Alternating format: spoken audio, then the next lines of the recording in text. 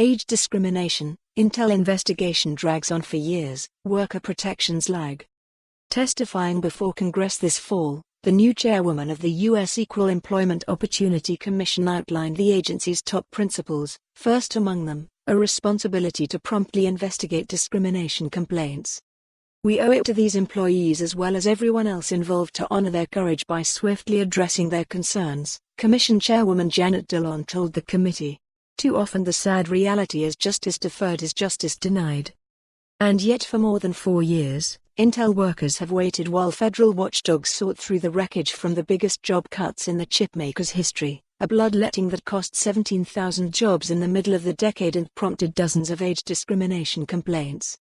A 2016 investigation by the Oregonian/Oregon Live found Intel workers over 40 were more than twice as likely to lose their jobs as their younger colleagues during the 2016 cuts.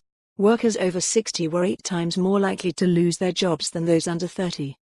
Dozens of Intel employees complained to state and federal regulators following the 2 rounds of cuts, citing the news organization's reporting.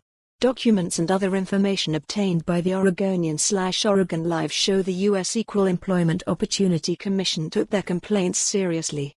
The agency launched an investigation and classified the case as systemic, meaning the alleged discrimination has a broad impact. Now into its 5th year, though, the EEOC investigation of Intel still hasn't come to a conclusion. Publicly, the Commission won't even acknowledge it is investigating Intel.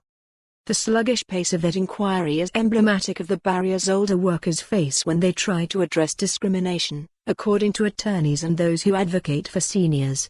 They say funding shortfalls, lax enforcement and limitations in protections for older workers make them uniquely vulnerable when employers discriminate. Legislation just passed by the U.S. House might remedy some of those issues, though the bill's prospects are uncertain in the Senate. Oregon lawmakers considered similar protections earlier this year, too, but didn't act. It really shouldn't take this long. It's unacceptable, said U.S. Representative Suzanne Bonamici, Democrat Oregon, who has been tracking the Intel investigation.